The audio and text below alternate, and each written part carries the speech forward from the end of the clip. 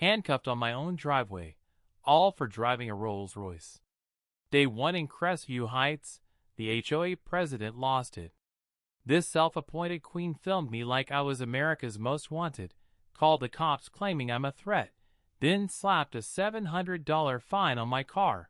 Too showy for the neighborhood. Here's the kicker.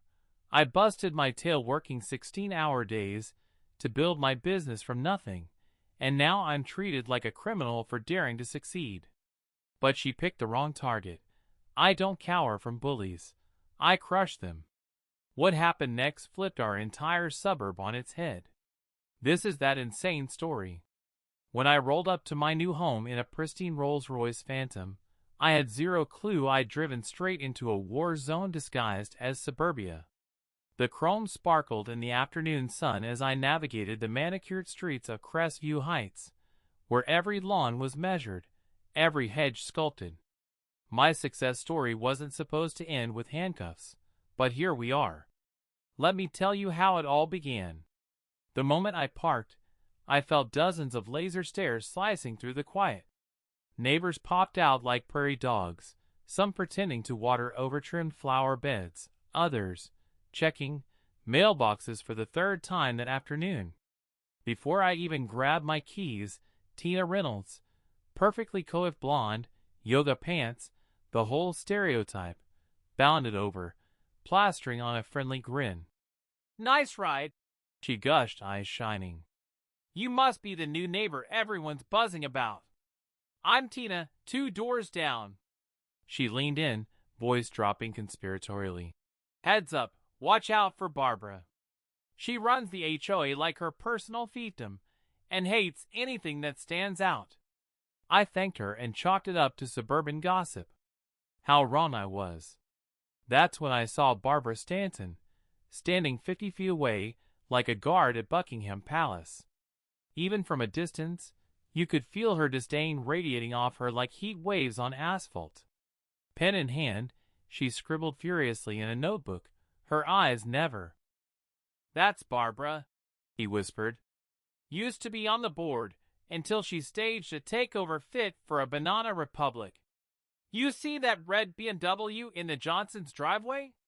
She tried banning it last year, labeled it too flashy. When they refused, she hired private security to patrol their street.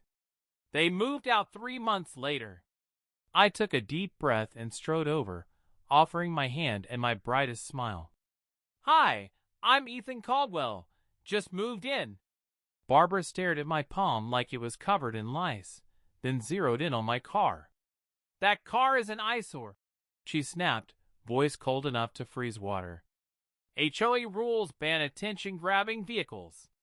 Park it in your garage immediately and consider something more suitable." More suitable? As if I'd rolled up in a neon monster truck. I kept my cool. "I reviewed the bylaws before buying. There's nothing about vehicle style, just standard maintenance rules." Her face turned purple. I knew I'd made a powerful enemy. Within the hour, a bright orange ticket sat on my windshield. $200 for improper parking. Before I could blink, another slip appeared, $500 for displaying disruptive wealth. I stood dumbstruck, heart pounding. This wasn't about money. It was principle. I remembered my mom's words when our old station wagon broke down outside the country club where she cleaned toilets. "Promise you'll never let anyone make you feel small." I balled the notices in my fist. "Well, Mom," I muttered, "I'm not about to start feeling small now." That evening, Barbara rallied her troops. I saw neighbors whispering as she held court. "He doesn't belong here. This is a respectable community, not a trophy case." Their words stung, but I'd learned revenge is best served as success. Then I noticed Barbara filming my Phantom from every angle, smug grin plastered on her face. This wasn't just intimidation. She was building her case. "Let's see who plays dirty," I told my reflection. "She thinks she can frame me? We'll see about that." The HOA meeting was set for 7 p.m. at the community center, a beige box that screamed, "I hate excitement." I arrived early in a casual blazer. The room was already packed. Barbara sat at the head of the table like royalty, flanked by two board members. At my entry, chatter died instantly. Barbara's eyes locked on mine with predator focus, lips curving into a shark-like smile. "Ah, Mr. Caldwell," she purred, gesturing to the far chair. "Glad you could join us. We were just discussing maintaining property values through strict adherence to community standards." Every word screamed, "This meeting is about you." She droned on about grass heights and approved mailbox colors. When she paused, I raised my hand. "I'd like to revisit vehicle restrictions," I said, voice measured. "The language is vague and could expose the HOA to discrimination claims. Perhaps we draft clearer guidelines that protect property values without infringing homeowners' rights." You'd have thought I'd suggested a zombie apocalypse. Barbara's face contorted. "Motion denied," she snapped. "We don't need advice from newcomers who don't understand our community ecosystem." Two seats down, Tina whispered, "Drama's kicking off." Roger Hayes dared to message the group chat. "Barbara's out of control," and she muted him mid-meeting like a digital gavel. Later, Sophie Harper slipped me a note by the coffee table. "Nicely handled. She forced out a young family over a brown swing set last year." She tapped her HOA docs.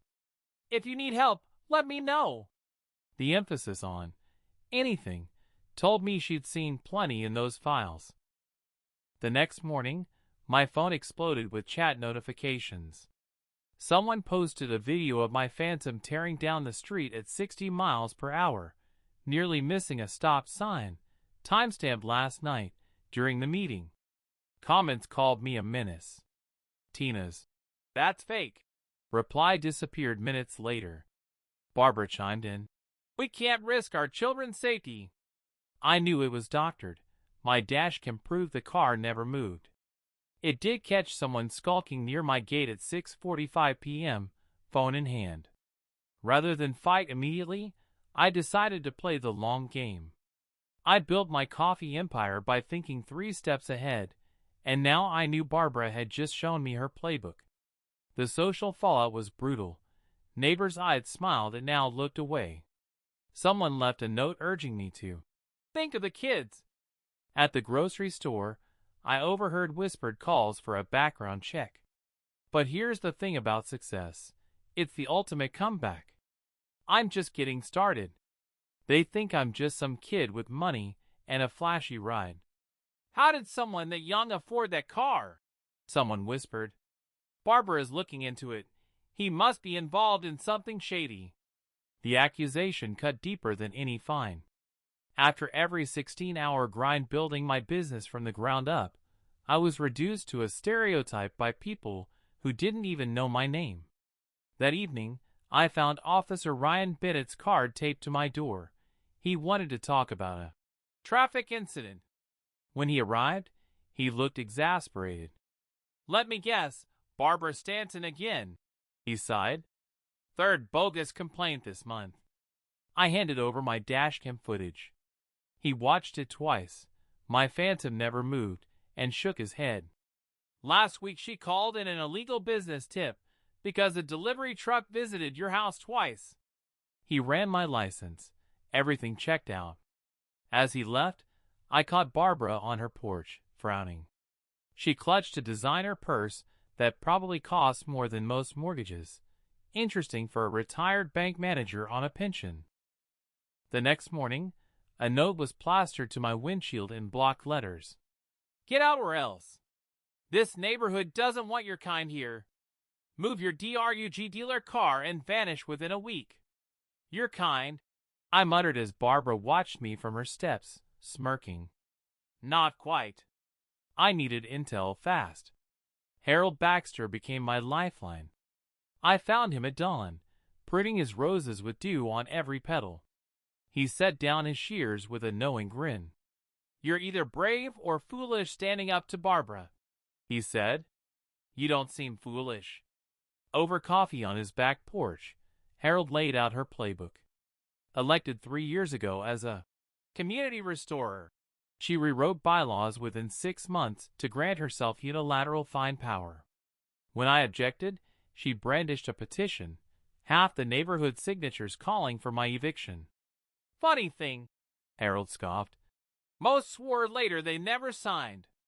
But good luck proving it when she locks the HOA office doors. He recounted her hits list.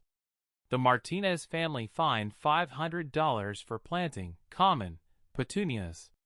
The Washingtons sided because their daughter's bike was the wrong shade of pink. Worst, the Enians threw a family reunion. She hired security to patrol their home, photograph guests, make life hell. They sold at a loss to escape.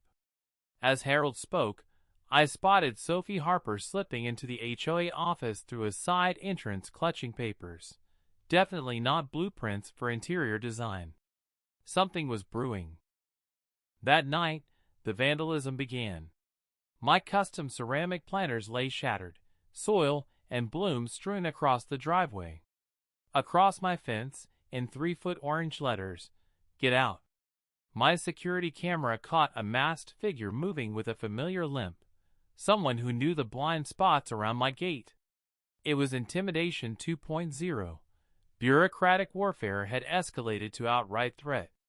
I almost confronted Barbara then and there, but that's exactly the reaction she wanted, to paint me as the aggressive outsider. Instead, I documented every photo, every video, every shredded flower pot, and filed a police report. Officer Bennett showed up again, looking as worn as I felt. He gave me a sympathetic nod. Let me guess. But I cut him off with a half smile. This time, I was ready for every smear campaign, every fine, and every orange threat. Because when you built an empire on foresight and grit, you don't just survive intimidation. You use it to expose the tyrant pulling the strings. And Barbara Stanton was running out of allies. They think I'm some shady kid with too much money. How'd someone that young afford that car? One neighbor whispered. Barbara is looking into it. He must be laundering or something. The suspicion stung. After every 16-hour day building my business, I was reduced to a caricature. That evening, Officer Ryan Bennett's card was slipped under my door. Need to discuss a traffic complaint, it read. When he arrived, he looked more exasperated than official. Barbara Stanton again? He grumbled. Third time this month. I handed over my dashcam footage. He replayed it twice. My Phantom never budged. She even called in a tip about an illegal business when a delivery truck made 2 stops. He shook his head. My record was spotless.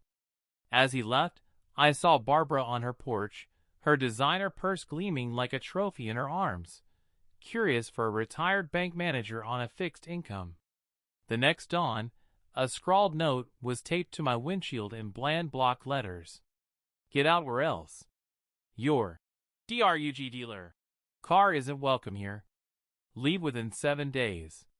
I crumpled it in disbelief, while Barbara watched from across the street, lips curled into that self-satisfied smirk. Not quite, I murmured. I needed allies, and fast. I called Sophie Harper that night. She picked up immediately, as if waiting. Barbara is desperate, she confided. She only resorts to property damage when all else fails. There was a pause. Her office files? A mess, papers everywhere, no order. She promises digitization, but it never happens. She doesn't want anyone digging too deeply. Her tip was gold. I'm requesting a full audit of the HOA, I said. Sophie exhaled in relief. Do it soon. She's planning a spring cleaning of old documents, probably to shred anything incriminating. 2 days later, I formally demanded an emergency meeting under the vandalism clause of our bylaws. I spent every spare minute combing the charter for loopholes Barbara had twisted. I invited every neighbor who'd been fined or harassed. The turnout blew me away. Families I'd barely met poured in with stories of petty tyranny. Roger Hayes even compiled a 3-year spreadsheet of fines, patterns so blatant they could be seen from space. On the morning of the meeting, the community center was overflowing. Barbara's usual allies shifted uncomfortably. I ran through a concise presentation. No accusations, just facts, dates, fines, and instances of harassment. One by one, neighbors stood to share.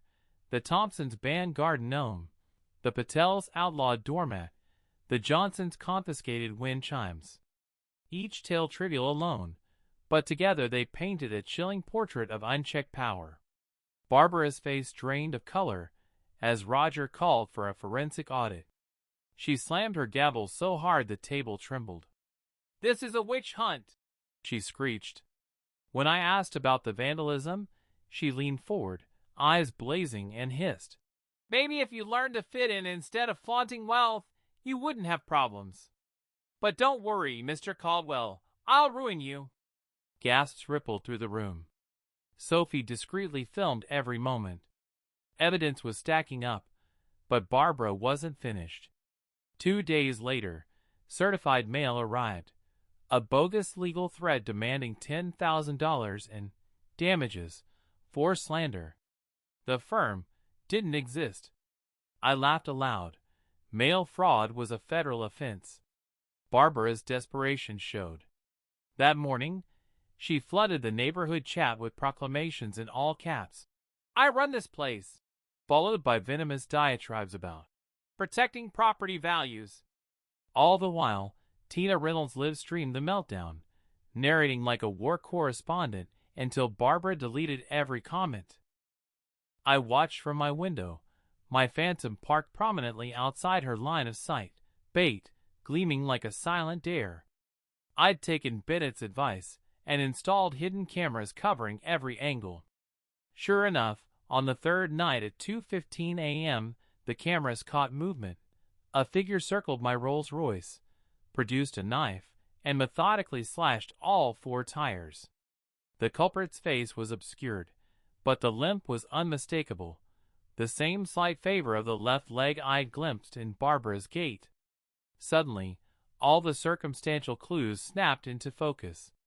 My stomach churned as I watched the replay in my study, Mother's photo at my desk catching the hall light. I whispered to her portrait, the woman who scrubbed toilets yet insisted I stand tall, baby. I failed you. But I straightened, heart pounding with renewed purpose. My success wasn't just measured in a business empire or a luxury car. It was forged in dignity and grit. The next morning, Barbara marched into the station, folder in hand, demanding my arrest. She claimed I threatened her life in a private encounter, no witnesses. She painted me as a dangerous outsider. Officer Bennett, to his credit, listened with an open mind. "This doesn't add up, Mrs. Stanton," he said, rifling through her inconsistent statements. "First I'm a speeder, then a vandal, now a domestic threat? Where's the evidence?" Her face twisted with fury, but protocol bound him. The click of handcuffs echoed through the precinct, final, cold, infuriating. My wrists burned, but my resolve hardened. I wasn't going to let this injustice break me. The real trial was just beginning. The cold, calculated fury that built my business empire shone in my eyes as Officer Bennett led me to his patrol car. Barbara stood on her lawn, feigning concern. "This is for your safety," she called out, loud enough for the gathering crowd. "We can't have violence here." Tina was live-streaming the whole scene. "You're watching HOA drama in real time," she narrated to thousands of viewers. The whispers stung, some sympathetic, others swallowing Barbara's poison. Sitting in the back seat, I couldn't help but recall my mother's shame when she was escorted from that country club for using the wrong entrance. The same injustice, the same system built to keep people down. "Never again," I whispered under my breath. 2 hours later, Bennett returned with an apologetic shrug. No evidence, no crime, he said. But she won't stop. Whatever drives her is beyond normal HOA power trips. Watch your back. Heading home, I saw Barbara's latest chat post. Meeting tonight at 8 p.m. Urgent safety measures to protect property values. Thinly veiled threat, crafted for maximum intimidation. But by then, an anonymous email had hit my inbox. She's been stealing. Attached were screenshots of HOA financials, a $3,000 landscaping consultation, paid to a ghost company, emergency repairs, never done, office supply bills that matched the dates of Barbara's splurges. The designer purse? Bought the same week as a $5,000 stationery expense. The trail of theft wound back years, each line small enough to slip past, but together revealing a nest of embezzlement. I stared at my kitchen ceiling. She's toast now, I muttered, yet the unsigned signature gave me pause. Who was? A friend who wants justice. Why now? What was their endgame? The pieces were about to collide spectacularly. At 6 p.m., my war council assembled. Sophie Harper, Harold Baxter, Roger Hayes, each bearing scars from Barbara's reign. Sophie, usually fearless, admitted she was terrified. After she cost me that $20,000 design contract, I couldn't afford another hit. Harold's notebook bulged with 3 years of Barbara's violations. Roger brandished his spreadsheet analysis, and I shared the anonymous email. We watched their eyes go wide. We spent the hour strategizing, but I had a plan of my own. Barbara thought she was the puppet master. She'd never faced someone who negotiated with VCs. I texted her, a private peace talk before the meeting, playing the beaten neighbor. She bit immediately. Her ego wouldn't resist. At 7:30 p.m., I found her at the head of the table, regal and smug. Mr. Caldwell, she cooed. I'm so glad you've come to your senses. I slumped into the chair, voice low, shoulders drooped. You win, Barbara. I just want to know what I did wrong so I can fix it. She laughed, a sound like shattering glass. You don't get it, do you? She hissed. This neighborhood has standards. I've curated who belongs and who doesn't. The Nuyans? Too loud. The Martinez family? Those tacky garden gnomes. And you, new money, no class. But I make the rules. And soon, you'll be begging to sell at a loss. Inside, I was cheering. She'd just confessed to systemic discrimination and harassment. How do you get away with it? I asked, feigning ignorance. Because every fine, every complaint is technically within the bylaws, she sneered. And if I need more power, emergency meetings fix that. People vote when they're scared. She launched into her safety measure spiel, expanded HOA investigations, background checks, financial disclosures, painting a horror story of undesirable elements. When she finished, I stood, phone in hand. Everyone listen to this. I hit play on my recording. Barbara's voice filled the room, admitting to her orchestrated campaign of fear and exclusion. Gasps filled the air. I knew it! Cries echoed. She spluttered. That's taken out of context. But I wasn't done. Sophie rose, voice trembling but steady. You ruined my life, Barbara. I lost my biggest client because I refused your kickbacks. Roger displayed his spreadsheet, and Harold detailed her bylaw rewrites. Tina announced her live stream now had 5,000 viewers. Chaos erupted. In her panic, Barbara stood and stormed toward the door, only for her designer purse to fall open. A USB drive clattered onto the linoleum. She lunged for it, but Roger was quicker. What's so important? He demanded, holding it aloft. Her eyes darted. Give that back, she screeched. But Roger was already plugging it into his laptop. Password? He asked. Harold grinned. Try her name. Silence as Roger typed, then his eyes widened. Holy, this is unreal. He projected the drive's contents, spreadsheet after spreadsheet, line by line embezzlement, over $75,000 siphoned through phony vendors. The room erupted in outrage. Barbara, mascara running, shrieked, I deserve that money. I work for this community. Sophie dialed 911. This is grand theft. Her allies scattered. Her power evaporated. I stood, voice calm. Gotcha, Barbara.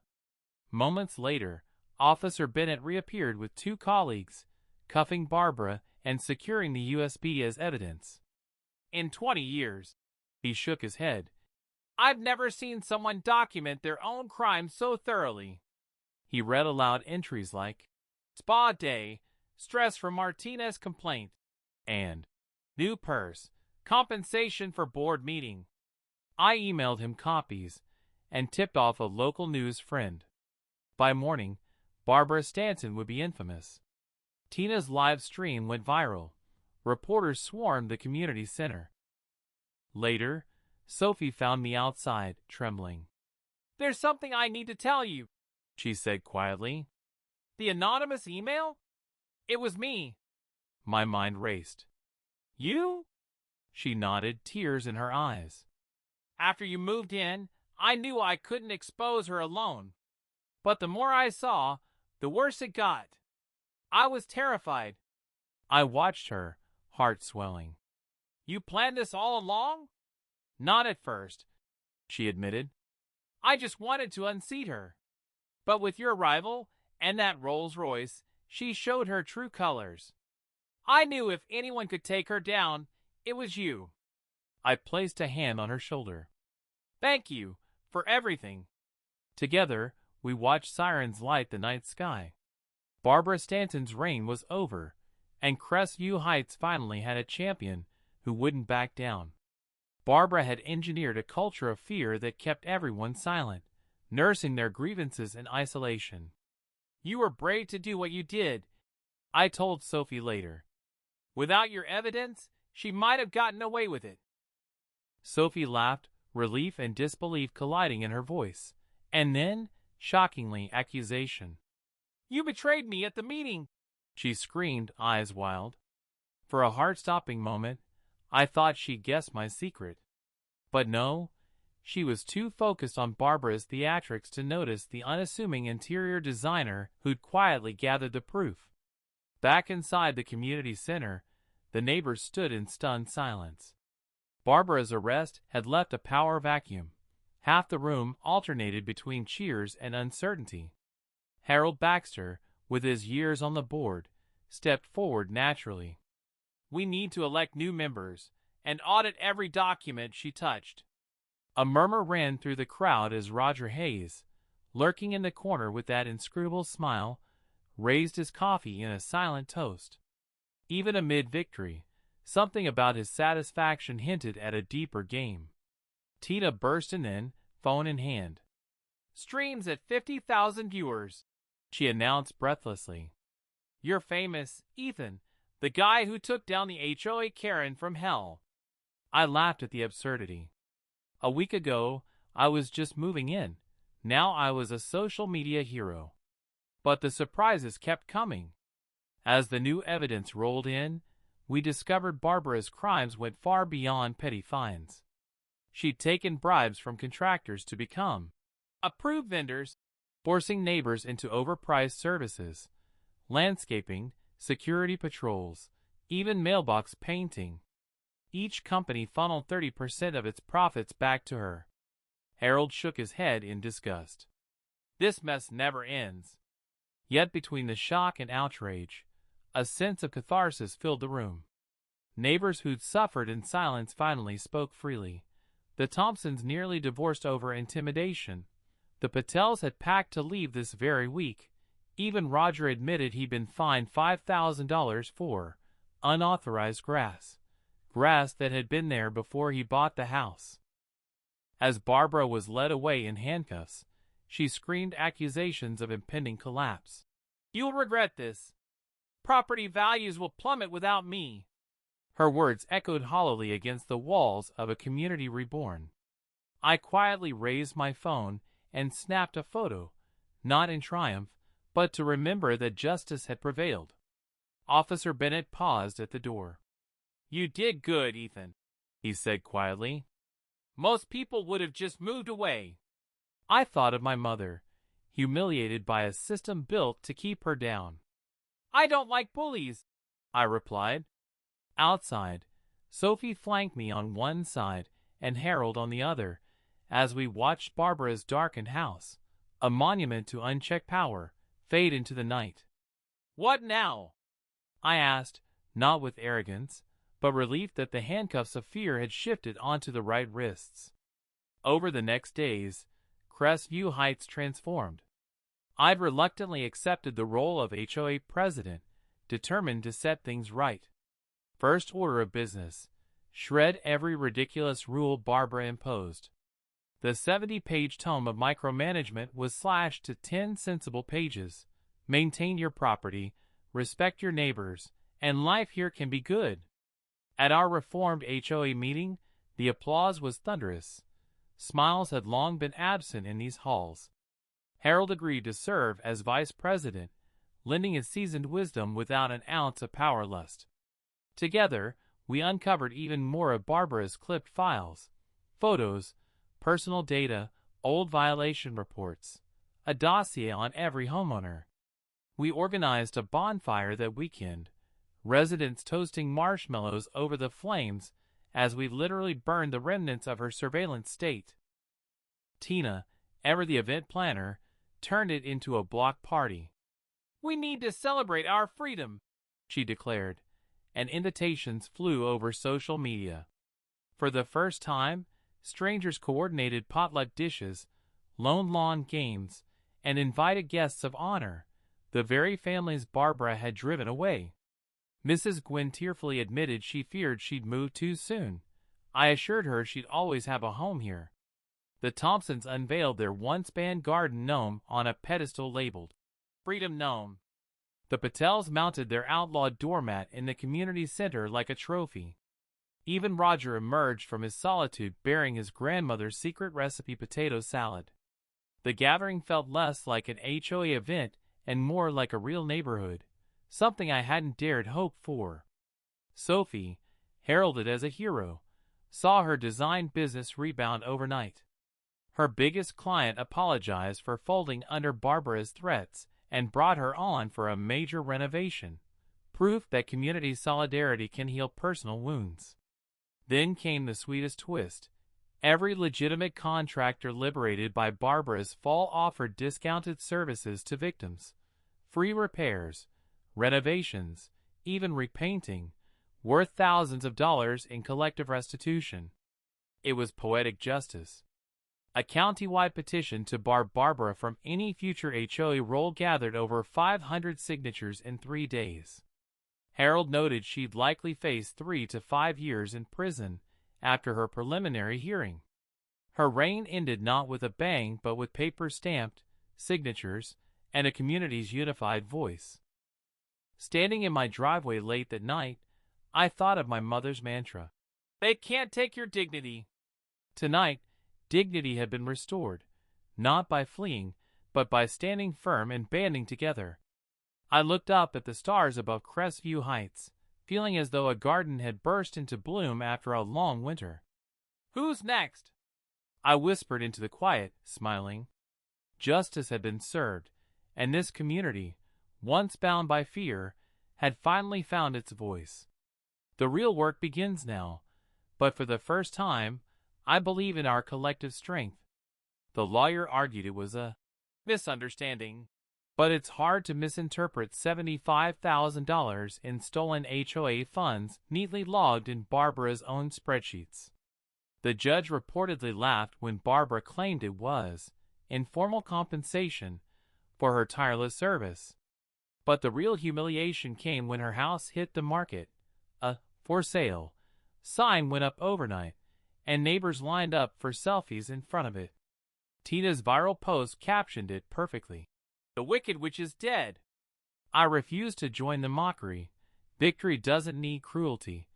but I understood why everyone felt that release. My Rolls-Royce, once a target of scorn, had become an emblem of resistance. Neighbors who once glared now begged for snapshots, their kids pretending to steer from the driver's seat. "That's our guy!" became the rallying cry whenever I rolled by. At the block party, someone commissioned a cake shaped like a phantom, frosting spelling out Barbara's worst nightmare. I stood to deliver a brief toast. "Thank you all for standing up. The HOA exists to serve neighbors, not to lord over them. Here's to being neighbors, not subjects." The roar of cheers could have echoed for blocks. Roger Hayes slipped up beside me, 2 glasses of whiskey in hand, that inscrutable smile dancing on his lips. "Congratulations, Mr. President." We clinked glasses, and he handed me a heavy cream envelope embossed RH. Inside, an invitation in elegant script. The City Council cordially invites Ethan Caldwell to discuss civic improvement opportunities. Signed simply, RH. I looked at Roger, stunned. "You're on the council?" He chuckled low. "City manager, actually. I've been undercover here, watching Barbara's fiefdom grow and tank citywide property values. We needed someone fearless to dismantle her from within. Your arrival was providence." The next week, I made a petty habit of driving past Barbara's empty house each morning, flashing my headlights at the vacant windows. It sold swiftly to a young family with 2 kids and a golden retriever, the kind of neighbors Barbara would have policed into oblivion. I personally welcomed them at their doorstep. "We're pretty laid back around here. Just don't let the grass get too long, and we'll get along fine." Their relieved laughter made my day. That evening, Sophie and Harold joined me on the porch, our unofficial strategy sessions. We found Barbara's apology letter in the HOA mail, a bitter manifesto blaming everyone but herself, promising to return once this miscarriage of justice was overturned. I tossed it unread into the fire pit. "Thanks for the drama, Barbara," I toasted to the flames. Harold raised his beer. "To standing tall," he said, knowing the story of my mother's pride. Sophie chimed in. "And fighting smart." We drank in the early starlight over Crestview Heights, a place that finally felt like home. I gazed at the sky, thinking of Roger's invitation. "I'm just getting started," I told him. The neighborhood's transformation was complete, but bigger battles might lie ahead. Who really is behind that council invite? What do they want? We'll find out soon enough. So what did we learn today? Probably nothing profound, just that sometimes the smallest engine can upend a whole machine. But hey, wasn't it fun?